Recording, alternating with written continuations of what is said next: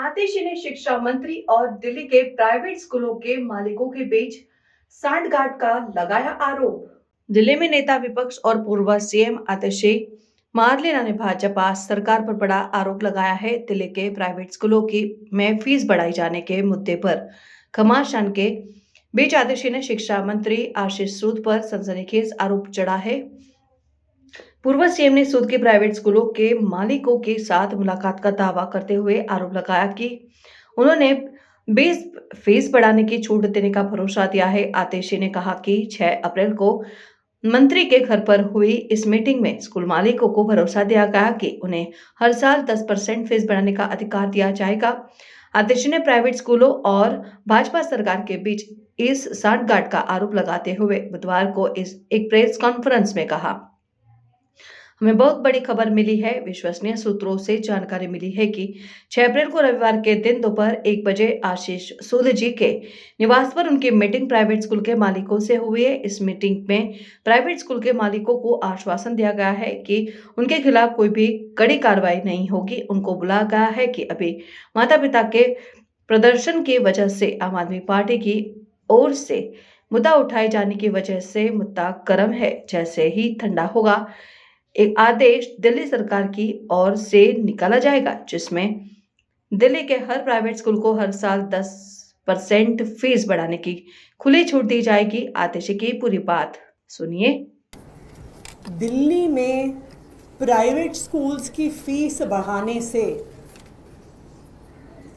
दिल्ली के लोगों में, उन स्कूलों में पढ़ने वाले बच्चों के माता पिता में हाहाकार मची हुई है।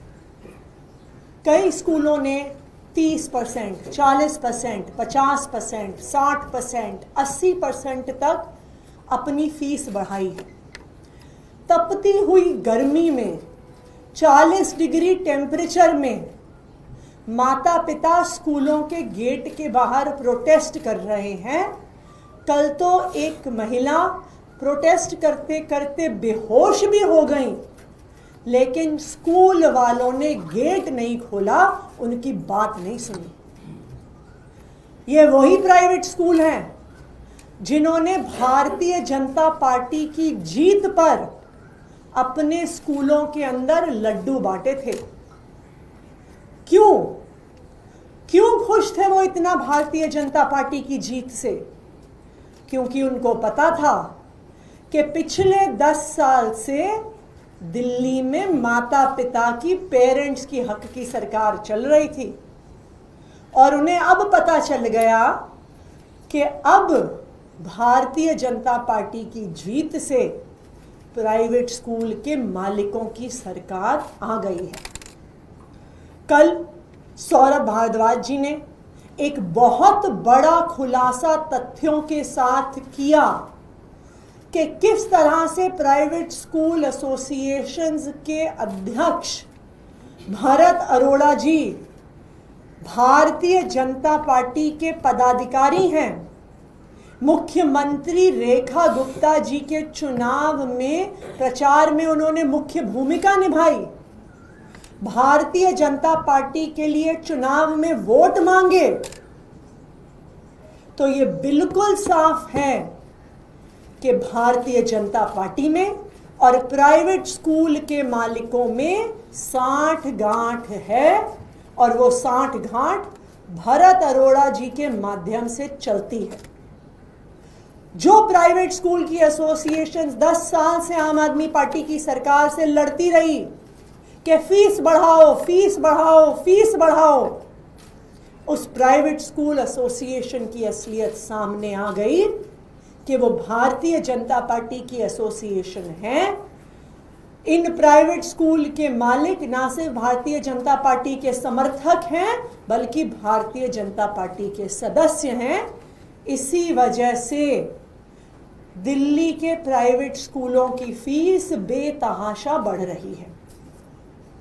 इसी संदर्भ में, इस सांठगांठ के संदर्भ में एक बहुत बड़ी खबर हमें मिली है, विश्वसनीय सूत्रों से मिली है कि 6 अप्रैल को संडे को दोपहर 1 बजे आशीष सूद जी के निवास पर उनकी मीटिंग प्राइवेट स्कूल के मालिकों से हुई है।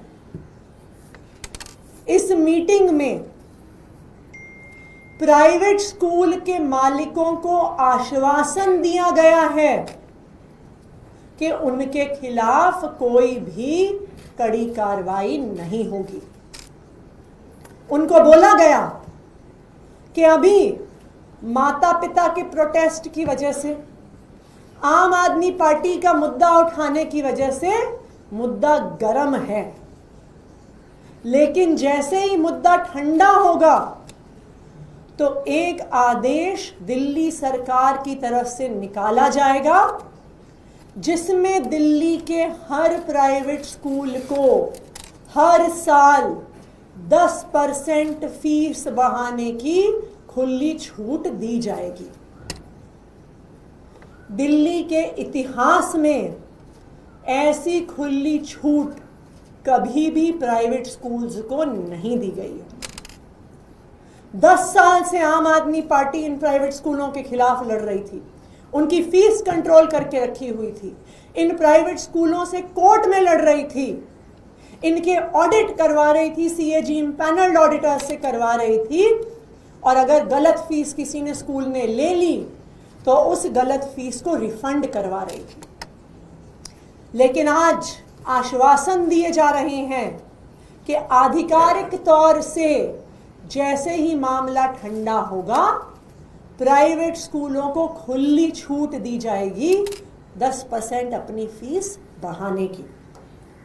तो आज मैं दिल्ली के शिक्षा मंत्री, या कहा जाए कि दिल्ली के प्राइवेट स्कूलों के शिक्षा मंत्री आशीष सूद जी से कुछ सवाल पूछना चाहती हूँ। सबसे पहली बात वो इस जवाब दें, क्या 6 अप्रैल को संडे के दिन दोपहर को 1 बजे उनके घर में कोई ऐसी मीटिंग हुई थी कि नहीं हुई थी जिसमें दिल्ली के बड़े बड़े प्राइवेट स्कूल के मालिक आए हुए थे, उनकी मैनेजमेंट आई हुई थी? मेरा आशीष सूद जी से दूसरा सवाल कि क्या ऐसा आश्वासन दिया गया है प्राइवेट स्कूलों को कि जल्द ही ऐसा ऑर्डर निकाला जाएगा जिसमें उनको हर साल बिना किसी परमिशन, बिना किसी ऑडिट के 10% फीस बढ़ाने का अधिकार मिल जाएगा?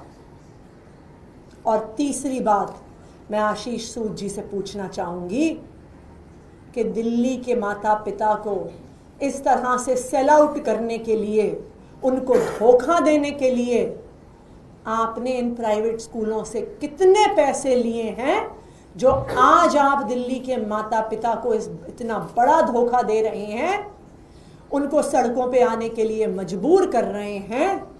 तो आपने इन प्राइवेट स्कूलों के मालिकों से कितना पैसा लिया है, ये आशीष सूद जी सभी दिल्ली वालों को बताएं।